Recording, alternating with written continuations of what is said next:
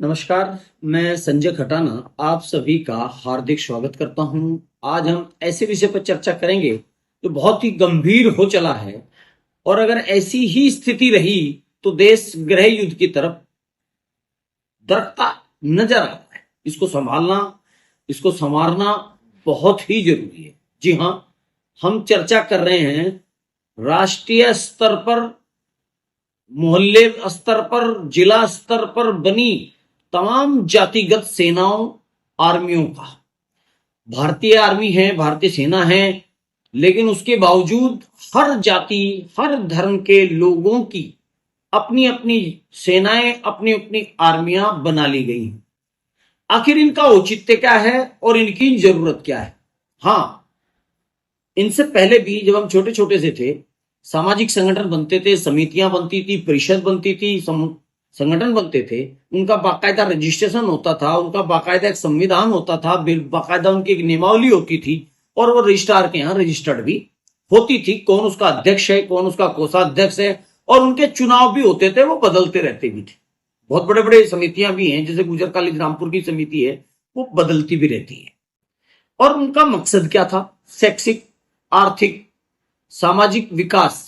सामाजिक विकास से मतलब है जो समाज में कुरीतियां थी, जैसे गुर्जर समाज ने अग्रणीय भूमिका निभाते हुए सहारनपुर जनपद से निर्णय लिया कि मृत्यु भोज नहीं होगा, और वो धीरे धीरे धीरे धीरे सभी जातियों ने उसका अनुसरण किया और देश के अन्य क्षेत्र के गुर्जरों ने भी उसका अनुसरण किया और एक बहुत अच्छी पहल हुई जो स्वागत लायक थी। ये तो थी सामाजिक रूप।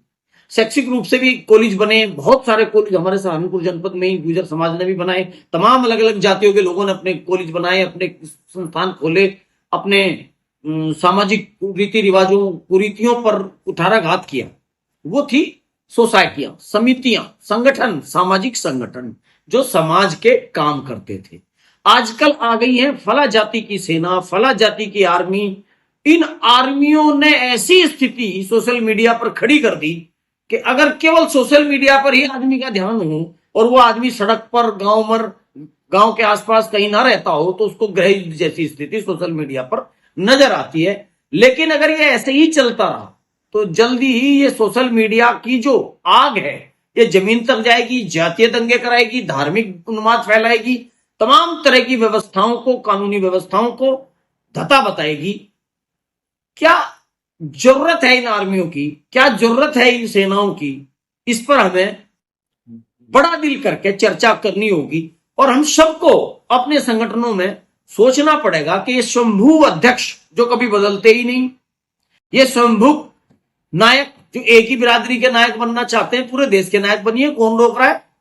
और अगर आप एक ही जाति के नायक बनना चाहते भी हैं तो आपका उसकी शिक्षा में, उनके स्वास्थ्य में, उनकी तमाम विकास में आपका क्या योगदान है, ये भी बताइए।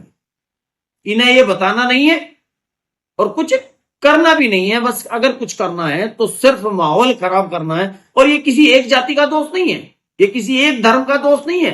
तमाम जातियों, धर्मों की अलग अलग सेनाएं, अलग अलग आर्मियां इस देश में बन चुकी हैं।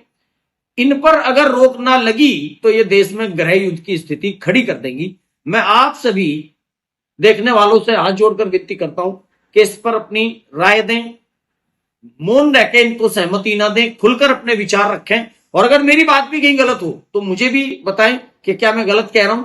लेकिन अपने लोगों को, आसपास के लोगों को ये बताएं कि ये आने वाले समय में जातीय सेनाएं कितनी खतरनाक होंगी।